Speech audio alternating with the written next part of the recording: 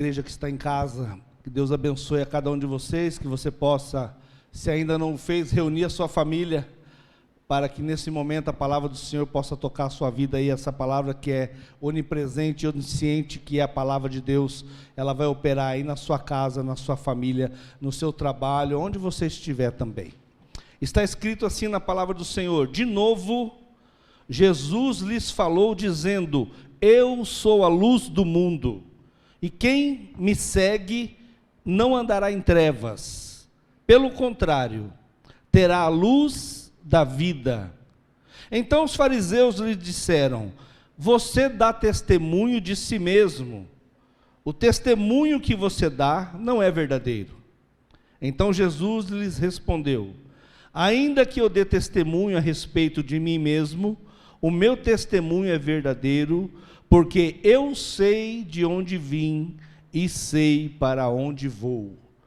Mas vós não sabem de onde venho e nem para onde vou. Amém? Eu queria que você repetisse comigo: eu sei de onde vim e sei para onde vou. Essa palavra ela tem caminhado comigo há um bom tempo, mexendo com o meu coração, mexendo com a minha estrutura de fé, em todos os momentos da minha caminhada com Deus. Eu sou pastor já há 20 anos, sou casado, eu sou de Mandaguari, aqui pertinho de vocês, natural de Mandaguari, né? Sou casado há 35 anos com a Iracema, e sou pai de 5 filhos, minha filha Jaqueline e uma das do meio estão aqui. Minhas filhas mais velhas completaram 30 anos, dia 30 de abril. Eu sou avô de 7 netos e Deus tem nos abençoado grandemente nessa caminhada que nós temos feito aí pela vida com Deus. Estou convertido há 26 anos e nessa minha caminhada eu tenho experimentado muita coisa de Deus, desse Deus que é maravilhoso, gracioso. E essa realidade que nós vimos encenada aqui, ela é antes e continua depois, a nossa vida toda, porque a luta da carne com o espírito, a luta do bem e do mal, a luta do que eu quero fazer eu não faço, mas o que eu não quero eu vivo fazendo. Paulo disse: miserável homem que eu sou, quem me tirará o corpo dessa morte que está comigo? Quem me livrará dele? Mas uma coisa que tem me chamado a atenção também, nessa questão dessa luta comigo mesmo, é uma coisa que para mim, há muito tempo, e acho que sempre foi em todas as gerações, uma pergunta muito inquietante, que todos nós, em algum momento da vida, creio eu, todos nós, em algum momento da vida, se depara com esses questionamentos que é: de onde eu vim, o que eu estou fazendo aqui, e para onde eu vou? Eu tenho gasto e investido um tempo do meu pastorado em discipulado para entender que talvez a missão da igreja não é muitas vezes sabe? Que às vezes nós temos gasto muito tempo ensinando muitas coisas periféricas, tentando ajudar as pessoas a entender coisas da teologia, coisas da vida cristã, que muitas vezes elas não são essenciais para que você tenha uma vida cristã abundante. Mas essa questão aqui, para mim, ela é crucial. Ela é crucial. Você saber de onde você veio, você saber o que é que você está fazendo nessa terra, pelo tempo que você passa aqui, e para onde você vai. E é interessante a gente perceber, né, que geralmente em situações de adversidade, diante do inexplicável, dos becos sem saída que a vida coloca a gente, parafraseando essa fala, sabendo o que Jesus falou, a gente encontra as pessoas dizendo: por que será que isso está acontecendo comigo? O que eu estou fazendo da minha vida? Qual será o meu futuro? Em algum momento, geralmente em situações, essa pandemia tem revelado muito essas questões existenciais, de fé, tem mexido com a estrutura da fé dos cristãos, e essas perguntas muitas vezes elas ficam, né, flutuando em nosso meio. E interessante que muitas das respostas, queridos, muitas delas podem ser adquiridas, depende de como e de onde você busca a resposta para essas perguntas. Onde e como você tem buscado resposta para essas perguntas? De onde eu vim? O que eu estou fazendo aqui? E para onde eu vou? Ou o que está acontecendo com a minha vida? Qual será o meu futuro? E existem algumas coisas, né, como a religião, a ciência, a filosofia, elas têm tentado responder, na verdade elas respondem essas questões para trazer algum sentido para a vida do ser humano. Porém, nós vivemos num tempo, creio eu, e isso tem sido uma tônica, eu tenho mudado o texto, mas tenho falado muito sobre isso, porque é uma coisa que eu tenho sentido e percebido. Nós estamos vivendo uma geração em que cada um tem a sua pretensa verdade sobre os fatos, e também sobre essas perguntas. A frase mais comum que a gente talvez encontre hoje é: eu tenho a minha verdade. Ah, não é bem assim como estão falando. A gente sempre acha que sabe mais do que o outro. Até quando a minha irmã pega o texto de Salmo 23 para fazer a leitura, muitas vezes a gente fala assim: o que eu vou aprender mais que esse Salmo? Eu já ouvi tudo que se pode, eu já fiz teologia, já fiz discipulado com esse texto. Não consigo aprender mais nada, eu já sei. Muitas vezes a gente pega aquele contexto que a gente tem muitas vezes que chama da adolescência, né? De achar que sabe, mas hoje não é só o adolescente. Hoje toda a sociedade hoje tem uma pretensa arrogância de achar que sabe as coisas todas.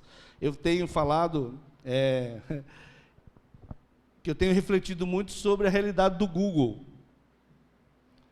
Eu não sei você, talvez seja uma paranoia minha, tá? Não sei se a pastora já passou por isso na vida, mas eu tenho ficado constrangido de fazer pergunta hoje em dia. Às vezes você faz uma pergunta, dá a impressão que você está sendo ridículo. Porque tudo que você pergunta, o que a pessoa responde? Vai no Google. Vai no Google. Você quer saber se anjo tem asa? Vai no Google. Com quem Caim casou? Vai no Google. É muito interessante isso. E eu fui buscar a declaração de missão do Google. Não sei se você conhece. A declaração de missão, a missão do Google, ela é o seguinte. Olha que interessante. Organizar as informações mundiais, e torná-las universalmente acessível e útil. Essa é a missão do Google. Tanto é que qualquer palavra que você pensar e você digitar no site de busca, você vai encontrar muitas coisas. Tem um que tem milhões de explicações, de esclarecimentos. E hoje, a verdade é o seguinte: tanto leigos como indoutos, como doutores e acadêmicos, têm acesso a todo tipo de informação sem restrição. Verdade sobre todas as coisas, conceitos sobre todas as coisas, definições sobre todas as coisas, inclusive na religião, na vida com Deus. E esse tipo de comportamento, no meu ponto de vista, ele tem feito com que todos que têm acesso à rede, ou que tem muita gente que ainda não tem, né? Eles possam pretender saber e conhecer sobre todas as coisas. Antigamente, né, eu não sou tão antigo assim, eu completei 55 anos agora esse mês passado, mas antigamente, para saber medidas que você teria que tomar contra um inquilino que não pagou um aluguel, ou como proceder num caso de divórcio, ou quanto tempo ainda você tinha que contribuir para a aposentadoria, você procurava um advogado. Hoje você procura o Google. Antigamente, para saber como se você chegava a um determinado lugar que você nunca foi, você comprava um mapa. Hoje você vai no Google Maps. Antigamente, para você ter contato com a sexualidade antes e fora do casamento, você ia numa casa de prostituição, que geralmente ficava num canto mais isolado das cidades, Hoje você acessa o Google.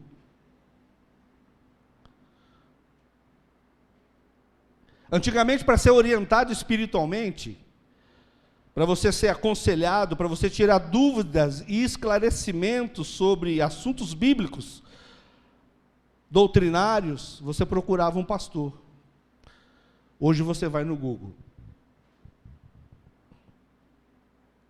O Google tem mais autoridade sobre muitas pessoas hoje do que qualquer outro tipo de profissional ou de pessoa que estudou ou se formou em alguma área.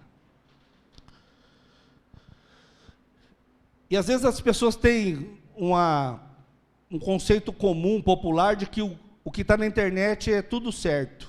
Eu nunca me esqueço quando eu estava pastoreando Santa Cruz do Monte Castelo, e eu não sou músico, não sou formado em músico, mas desde que vim para a igreja, atuo na área do louvor. Sempre passei para o campus missionário pequeno, então quando ninguém tocava, eu tocava, o pessoal achava que eu tocava, até hoje o pessoal acha que eu toco ainda, e cantar também. Mas eu não sou músico, não sei nada de música na parte acadêmica, mas eu tenho um bom ouvido. Eu tenho um bom ouvido. E uma moça pegava as letras da internet e trazia para a igreja, e ela ia tocar, e eu via que tinha nota errada. Você sabe, eu sei, se você mexe com música, que muitas vezes você pega uma música e está cifrada errada. E aí eu falava para ela: irmã, essa nota está errada. Não, pastor, mas eu peguei na internet. Eu dizia: mas o que tem que você pegou na internet? Está errado assim mesmo. É interessante a gente pensar sobre isso, usando esses exemplos aleatórios, mas eu estou sempre pensando e tentar levar você a pensar comigo, que no caso dessas perguntas, de onde eu vim, o que eu estou fazendo, qual a minha missão aqui, para onde eu vou, não pode existir verdades no plural. Todos os assuntos têm muitas verdades. Ah, pastor, eu vi na internet que o baralho é coisa do capeta. Por quê? Porque você vai lá buscar na internet, um surgiu na Alemanha, o outro surgiu na Europa, o outro surgiu no... eu vi que fazer isso é pecado, é proibido. Onde está? Está na internet, um dá uma origem aqui, outro... Então tem muitas verdades, tem muitos fatos sobre muitas coisas, e quase tudo na internet é assim. Tanto é que quando você vai fazer um trabalho acadêmico, a internet não vale como referência de bibliografia. Agora, para essa questão, irmãos, de onde eu vim, o que eu estou fazendo e para onde eu vou, não pode existir mais de uma verdade. Só existe uma verdade, sobre de onde eu vim, sobre o que eu estou fazendo aqui, ou o que eu preciso fazer aqui nesse tempo e para onde eu vou. Não existe verdades do plural. Simplesmente por causa de uma coisa. Porque o início, o meio e o fim de todas as coisas, inclusive de nossas vidas, só tem uma versão: a palavra do Deus vivo, que tem as respostas para todas as nossas inquietações. Jó disse: o homem nascido de mulher é de bem poucos dias, porém cheios de inquietação. Se eu não me engano, Jó 14:1. Há mais de 5.000 anos atrás, o homem já conseguia perceber as nossas inquietações enquanto seres humanos. Mas onde encontrar as respostas certas para essa questão, irmãos? Nós temos aí, hoje eu falo assim que sempre existiu, ou sempre não, mas há muitos anos que vem existindo uma multiplicidade de denominações, de religiões, de doutrinas, de forma de culto, de forma de louvor. E a gente fica assim: qual é o certo? Tem um monte de teologia dizendo para você de onde você veio, o que você está fazendo, ou qual é a sua missão e para onde você vai. Existem N respostas sendo colocadas, mas onde encontrar a resposta certa? Para mim, em Cristo Jesus. Em Cristo Jesus eu tenho as respostas para essas perguntas. João 14,6, Jesus diz: eu sou o caminho, a verdade e a vida. Eu sou o caminho, a verdade e a vida. E eu vejo que as pessoas, interpretando a obediência plena de Cristo, quando Ele foi obediente em tudo, obedeceu ao Pai, o Cristo, filho de Maria, enteado de José, quando elas interpretam essa obediência como algo sobrenatural, irmãos, porque ele era Deus em sua essência, a gente corre um risco de não entender uma coisa muito, muito clara, que Jesus deixa claro nesse texto, nesse parágrafo, nesse versículo que nós lemos aqui. Que ele sabia de onde tinha vindo, sabia o que ele ia fazer, o que ele veio fazer, e sabia para onde ele ia. Mas Jesus fez isso como homem, ele fez isso como homem pleno, 100% homem. Filipenses capítulo 2, se você puder abrir comigo aí, eu sei que você já conhece, mas só para a gente relembrar, né? Filipenses capítulo 2, quando Paulo vai ensinar a igreja sobre algo que é um dos fundamentos da igreja cristã, que no 3º século ficou claro no concílio, capítulo 2 de Filipenses, dos 5 ao 11, diz assim: tenham entre vocês o mesmo modo de pensar que Cristo Jesus, que mesmo existindo na forma de Deus, não considerou o ser igual a Deus algo que deveria ser retido a qualquer custo, porque se ele usasse o poder, né, se ele usasse algo de sobrenatural para obedecer, ou para fazer qualquer das coisas que ele fez, ele não serviria para ser o meu e o seu Salvador. Mas, continua o texto, pelo contrário, ele se esvaziou, assumindo a forma de servo, tornando-se semelhante aos seres humanos, semelhante, igual, idêntico, 100% humano, e reconhecido na figura humana, ele se humilhou e tornou-se obediente até a morte, e morte de cruz. Por isso também Deus o exaltou sobremaneira, e lhe deu o nome que está acima de todo nome, para que ao nome de Jesus se dobre todo o joelho no céu e na terra, e debaixo da terra, e toda a língua confesse que Jesus Cristo é o Senhor, para a glória de Deus Pai. Aleluia! Esse cara foi homem, ele não foi só o filho de Deus, ele não foi só o milagreiro, ele foi um ser humano 100%, que entendeu a missão, que quis deixar, eu entendo assim, para mim e para você, essas respostas, de onde a gente veio, o que é que a gente tem que fazer aqui, e para onde a gente vai. Jesus foi obediente até a morte de cruz, porque ele sabia quem ele era. Ele só conseguiu ir até o final, embora na quinta-feira da última semana que ele viveu, ele teve um relapso humano, de sabendo o que viria a seguir, pedir ao Pai que se tivesse uma outra saída, pudesse dar para ele, mas ele falou, eu não posso negar isso, porque para isso eu vim, Pai, não seja feita a minha vontade, mas a tua. Ele sabia de onde ele tinha vindo, irmãos. Ele sabia quem ele era, nada que falaram, que atacaram ele, que zombaram. Você já viu que Jesus não refuta, não argumenta com seus opositores? Ele tem clareza da sua identidade, ele tem clareza da sua missão, ele não se apressa, ele não procrastina, ele tem clareza do tempo, ele tem clareza da urgência, ele larga multidões para salvar um que está lá no cemitério e vai morrer sem a sua salvação, ele larga tudo para ir buscar uma alma. Ele muda o seu caminho para passar pelo posto de uma cidade e de um caminho que era proibido para o judeu passar, porque ele sabe que uma mulher está angustiada e ele tem clareza da sua missão. Por isso que ele foi obediente até. Ele não foi obediente até a morte porque ele era Deus. Naquele momento, Jesus, na dispensação do Filho, ele era homem. E Paulo deixa muito claro, através do Espírito Santo que inspirou, e disse, ele se esvaziou de si mesmo. E sendo obediente, foi obediente até a morte, e morte de cruz, porque sabia quem era, sabia de onde tinha vindo, e sabia para onde ia voltar. Eu creio que a nossa vida seria muito mais tranquila, mesmo com pandemia ou sem pandemia, se nós tivéssemos a clareza, ou se todos os cristãos tivessem a clareza, de onde veio, e para onde vai. Você tem essa clareza? Você tem certeza absoluta de onde você veio e para onde você vai, porque isso vai te dar tanta tranquilidade, irmãos, em relação a qualquer tipo de fato. Ao ser interrogado ali, e daí Jesus, né, eu quero ler um outro texto, Hebreus 12, 2, um pouquinho para frente aí, deixar que a Bíblia possa falar para nós, né, Hebreus 12, 12, 2, texto que nós conhecemos bastante, porque alguns textos a gente quase decora, né?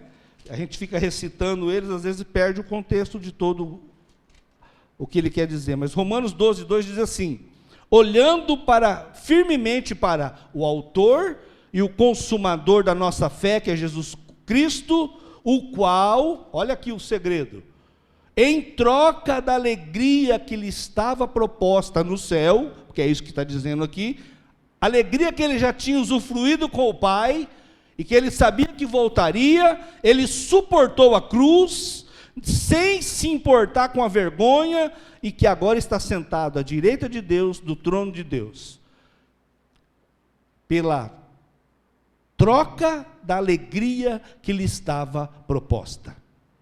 Por que ele foi? Porque ele tinha clareza da sua missão, ele tinha clareza de que Deus era com ele, ele tinha clareza de que o Pai tinha preparado algo tremendo para ele, que era eterno. Ele já tinha estado lá. João disse isso: no princípio era o Verbo, e o Verbo estava com Deus, e o Verbo era Deus. E ele disse isso: fique tranquilo, não se turbe o vosso coração, eu vou para o Pai, mas não vou deixar vocês órfãos. Na casa de meu Pai há muitas moradas. Se não tivesse, eu não vos teria dito, disse Jesus.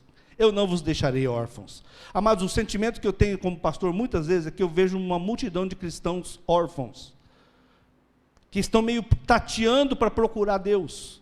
E quando alguém diz, eis ele ali, eles saem à procura. Nunca me esqueço de um testemunho que eu vivi em Faxinal. Era pastor de um ponto missionário. Em Cianorte. Só que o fato era em Faxinal. Quando eu estive pastoreando em Faxinal, tinha um prefeito lá, um cara muito bom, um cara político do bem, assim, político na essência da palavra, né? Aquele que toma uma pinguinha com o cara no bar, aquele que dá o dinheiro para pagar a luz, aquele cara muito bem quisto lá. E eu fui pastor lá na gestão dele. Passou vários anos, eu fui pastor em Cianorte, e a filha desse prefeito foi ovelha da minha igreja. E no tempo que ela estava como ovelha da igreja, o pai dela foi acometido de um tumor no cérebro, na iminência de morrer com pouco tempo. E essa mulher professava a fé dela em Deus, e tinha assim um ar, assim, quem olhava de fora ou ouvia as palavras saírem da boca dela, falava: essa mulher é uma mulher que tem uma fé inabalável, essa mulher é uma mulher de Deus mesmo, assim, não que ela não seja de Deus, mas assim, uma mulher que tem uma fé fervorosa, essa mulher, eu queria, sabe, era assim, uma vida ilibada. Só que daí, quando o pai dela ficou acometido do câncer, ela começou a entrar em desespero, e o pai dela não era evangélico, não era cristão, era cristão nominal, mas não era um cristão convertido. E essa mulher me pediu para ir lá orar com o pai dela. Como eu já tinha conhecido o pai dela, fiquei mais comovido a ir ainda. E era bem longinho, mas eu resolvi ir. E eu fui lá fazer uma visita para ele. Irmãos, eu cheguei, tinha saído um grupo que tinha ido orar com o pai dela. Eu fiquei lá, conversei com ele, a gente conversou. E outra coisa, não falaram para ele. Eu tenho a impressão que toda pessoa sabe que tem, quando a gente fala assim, não vão falar nada para ele, que ele não sabe. Eu acho que ele sabia. Mas todo mundo fazia de conta que ele estava bem, que a doença dele não era aquilo, tratava ele dessa forma, e optaram assim, eu não quebrei o que foi falado para mim. Falei com ele sobre a enfermidade, orei com ele. Antes de eu sair da casa dele, quando eu saí, tinha chegado um povo lá, eu não lembro qual igreja era, mas era uma igreja evangélica, tinha saído de lá. Eu fiquei lá um tempo. Antes de eu sair, o genro dele chegou com eu não sei como chama aquilo, que faz novena, que tem uma imagem, que tem uma casinha assim, eu não sei como, deve ter um nome, né? Mas chegou um povo que ia fazer novena, que estavam fazendo uma novena para ele, para poder curar ele. Eu fiquei um pouco assustado com aquela realidade, porque essa irmã achou tudo isso muito natural. E aí eu fui embora para a cidade, e aí passou um tempo, naquela época, um pastor aí renomado da nossa nação aí, de curas e milagres, estava inaugurando um grande salão em São Paulo, enorme lá, que estava curando gente de cadeira de roda, paralítico e tal. E essa mulher pegou o pai dela, sem me falar, como pastor dela, sem me consultar, ou aconselhar, ou comunicar. Eu só fiquei sabendo depois. Ela pegou um avião, levou o pai dela nesse lugar, para que ele fosse curado, e ela voltou com ele, com o tumor na cabeça, e ele veio a falecer. O que eu estou tentando dizer para você é que, às vezes, essa questão da gente achar que tem uma fé muito firme em Deus, quando a adversidade vem, quando a luta vem, ou quando alguma coisa acontece, a gente geralmente vê que as pessoas não têm uma fé no Deus vivo e na palavra viva de Deus. E muitas vezes vão atrás de outras fontes, para essas respostas. Porque ela congregava conosco o mesmo Deus que nós servimos aqui em Biporã, é o mesmo Deus que a gente serve lá no Jardim do Sol, é o mesmo Deus que, em tese, esse homem que usa a mesma Bíblia está lá, servindo lá. Mas a questão de eu achar que a verdade é a que eu sei e não a que a palavra diz, e não ter clareza dessas coisas, faz as pessoas muitas vezes não discernir e não entender o que é a vida cristã e nem a missão que nós temos a cumprir aqui. Jesus não sabia só de onde ele tinha vindo, por isso ele cumpriu a sua missão. Ele sabia a sua missão aqui na terra. Marcos capítulo 1, verso 38 diz: Jesus, porém, lhes disse: vamos a outros lugares, às povoações vizinhas, a fim de que eu pregue também ali, porque para isso foi que eu vim. Jesus tinha claro que a missão dele era pregar, era ensinar, era curar. Será que nós temos tido a missão, a clareza da nossa missão?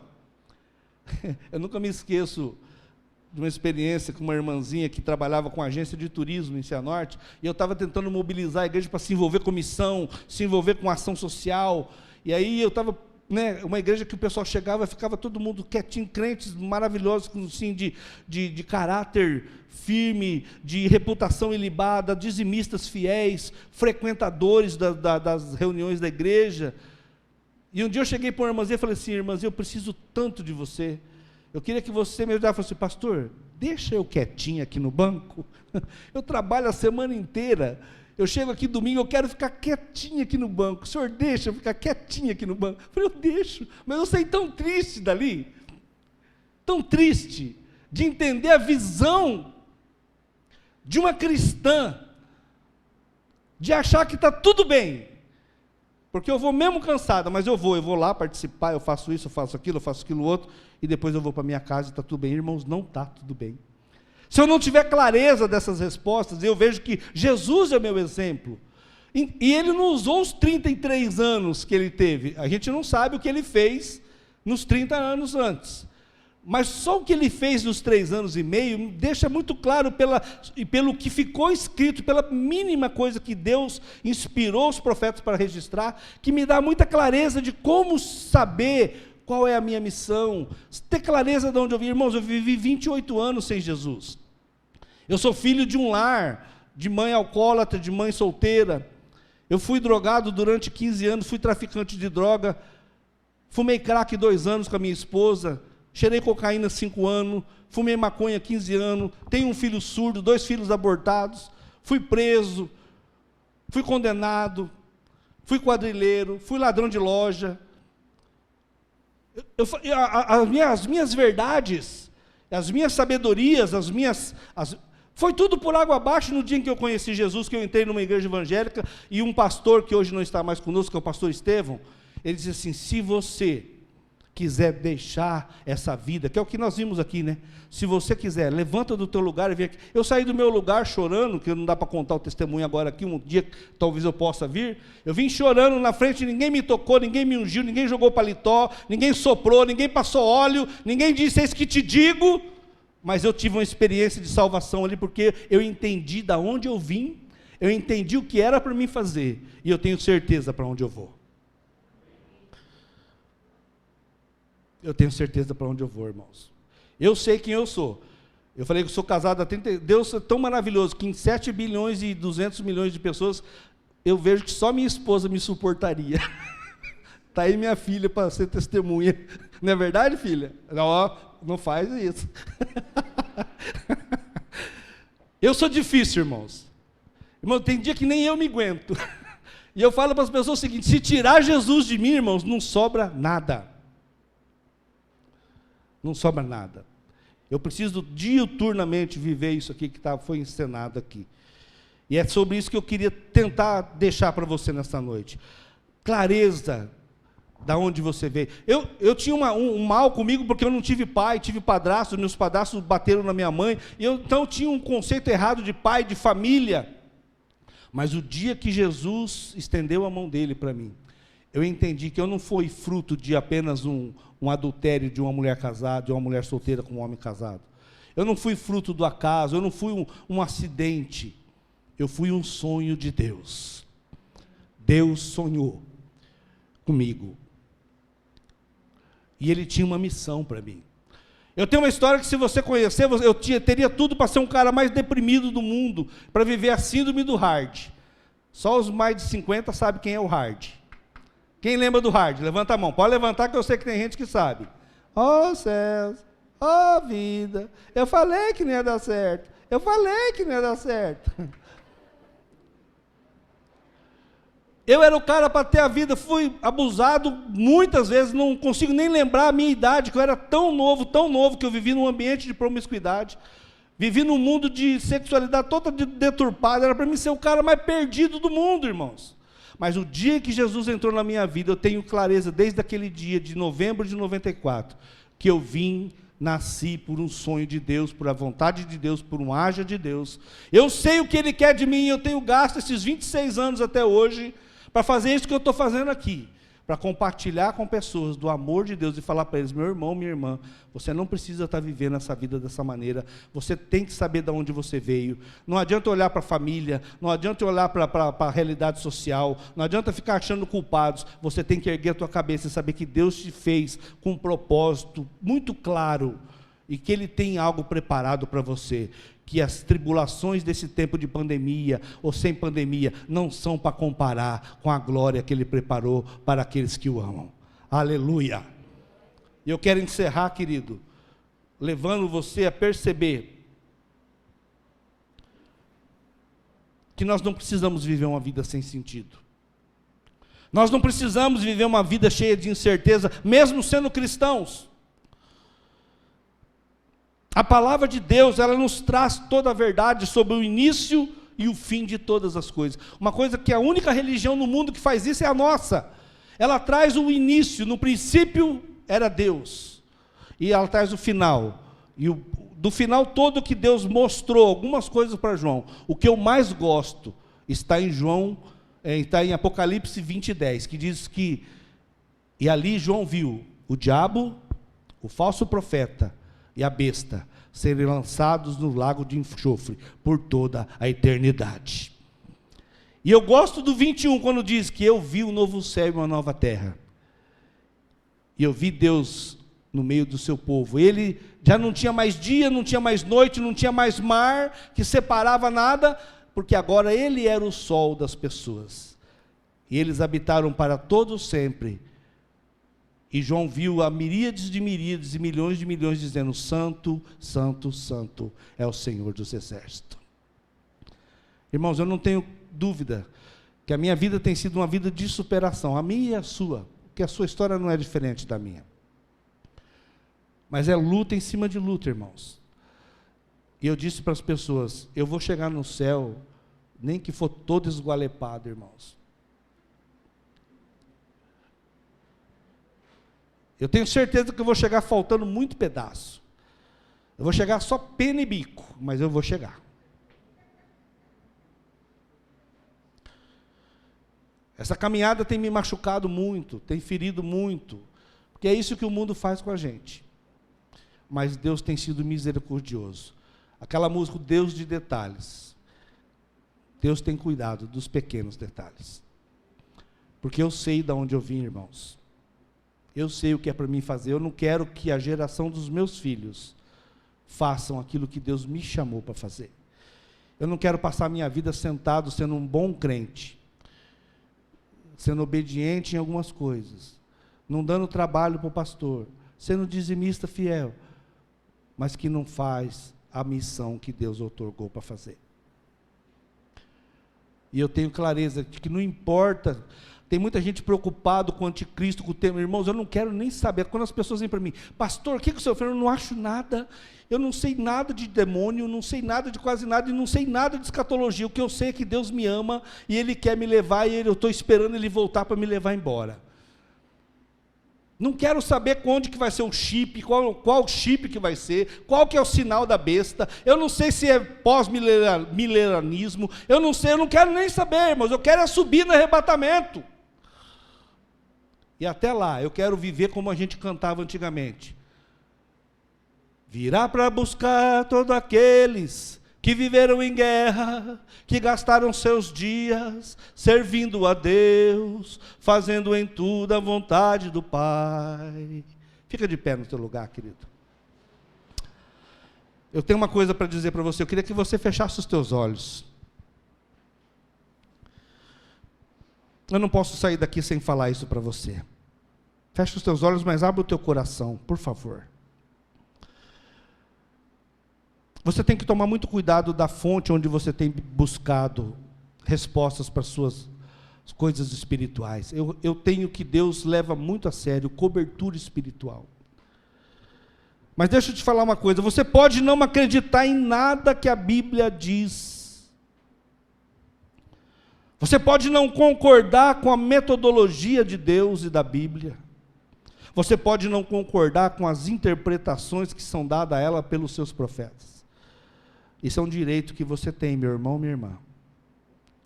Você pode não acreditar em vida após a morte, e você pode acreditar que com a morte acaba tudo. Você pode, você tem direito.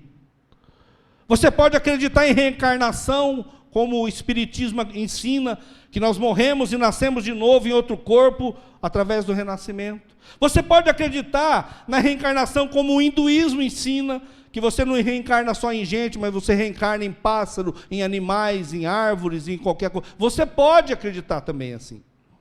Você pode acreditar que todo lugar que fala de Deus é um lugar certo para você ir, porque todos eles conduzem ao céu. Você pode acreditar nisso também.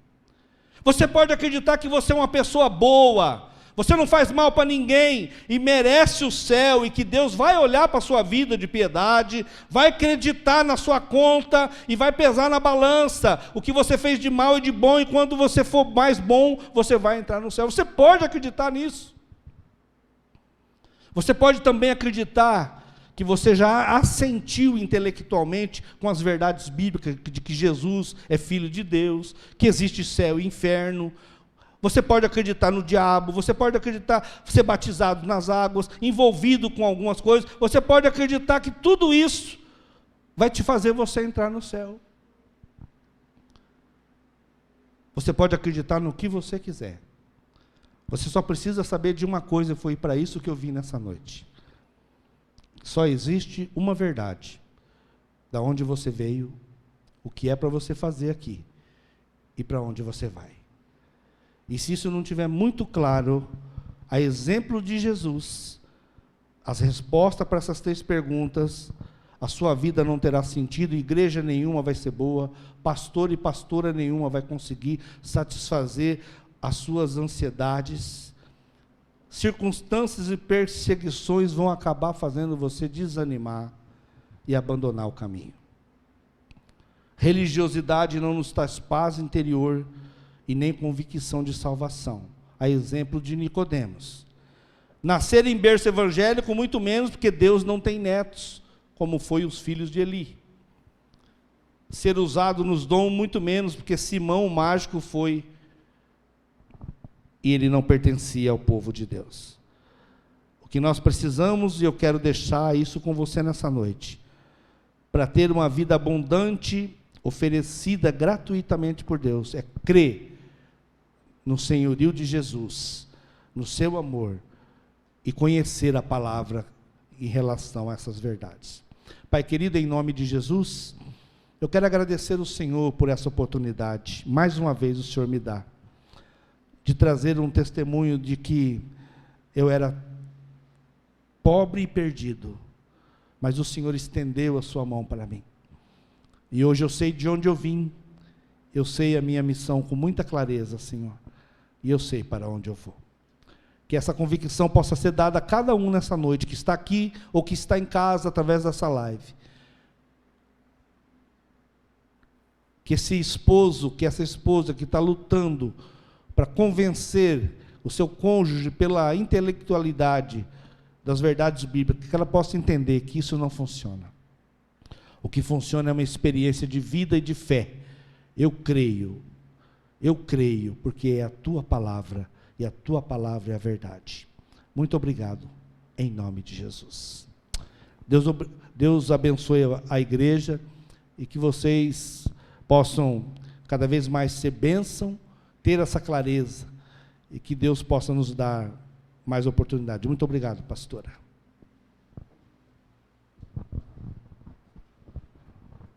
Você pode se assentar.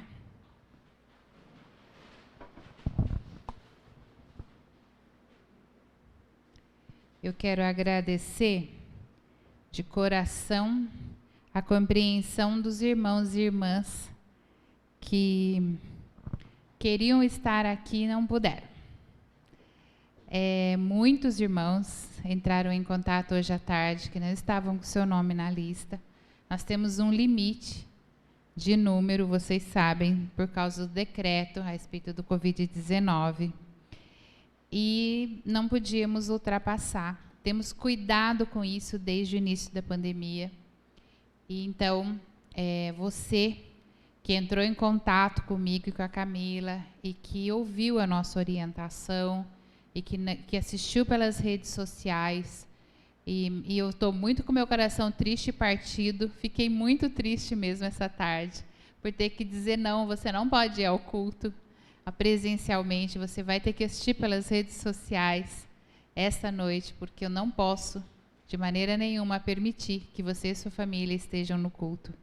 E eu fiquei muito triste, mas também fiquei feliz de ver que os nossos irmãos e irmãs estão prontos a obedecer ao Senhor, aos decretos. E todos me disseram, pastora, eu entendo, eu compreendo, eu só estou conversando porque realmente eu gostaria de estar lá. O nosso teatro estará apresentando novamente no primeiro sábado do mês, dia 1º de maio, às 19 horas, aqui no templo, no culto de jovens. E também no culto da manhã, das 10 horas da manhã, no dia 2 de maio, no culto da manhã de domingo, também haverá apresentação novamente do mesmo teatro. Então, se você quer estar participando, dê o seu nome para Camila, né? Para todos os cultos a gente faz isso. Vai aí colocando o seu nome para que todos possam assistir presencialmente, você que já assistiu pelas redes sociais. Agradeço muito mesmo a compreensão de cada um. Foi muito difícil essa tarde, né? Para o pastor, para a pastora que quer que os irmãos estejam na igreja, de repente ter que dizer não vá, é muito complicado. E foi muito difícil para mim.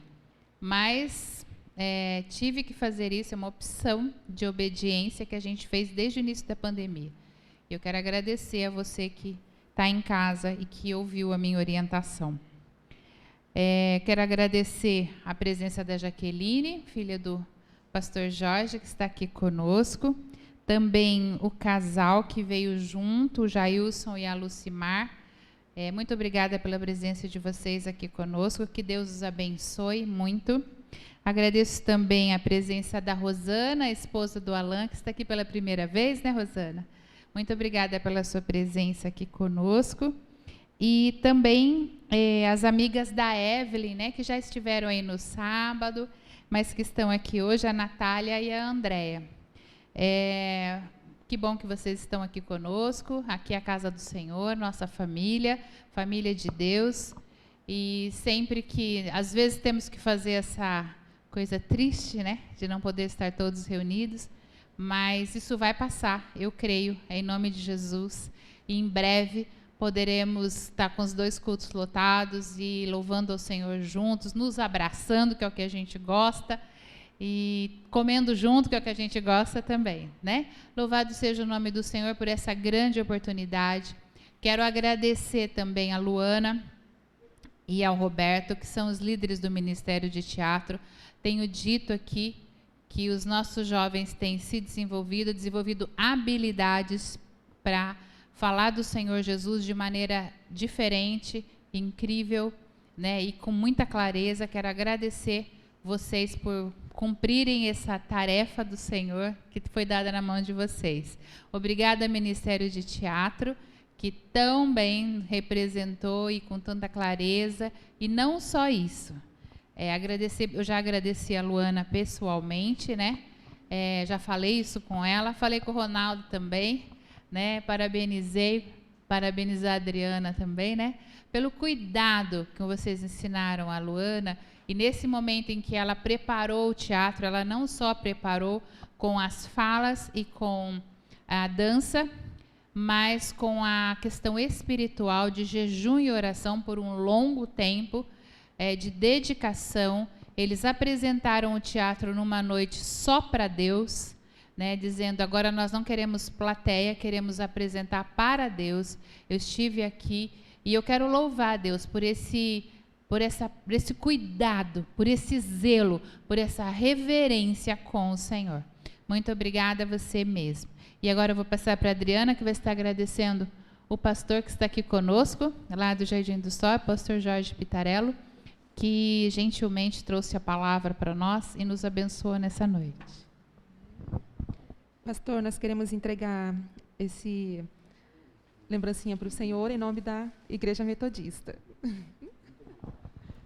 Eu também quero agradecer vocês. Há uns 40 dias atrás, a minha filha caçula passou por um tempo muito complicado e ela começou a ter algumas dores e teve uma infecção muito alta e não conseguia descobrir.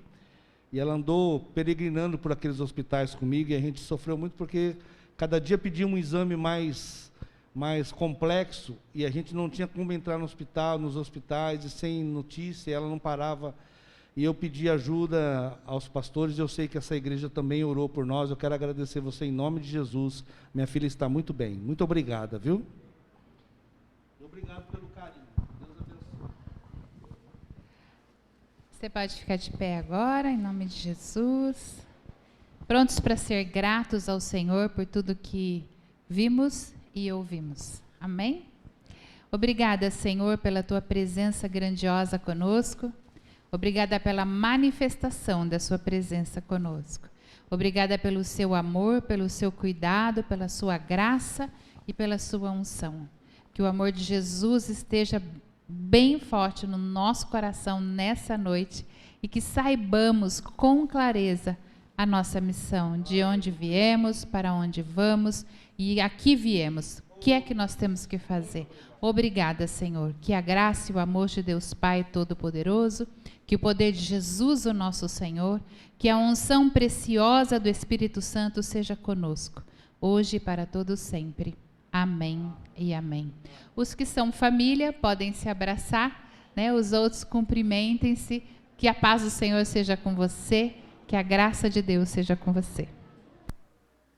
Quer ficar por dentro de todas as transmissões feitas pela nossa igreja e todo o conteúdo gravado que for, acesse youtube.com.br, procure por Metodista Central de Biporã, acesse o canal, clique no botão inscrever-se e ative o sininho com todas as notificações para ser avisado.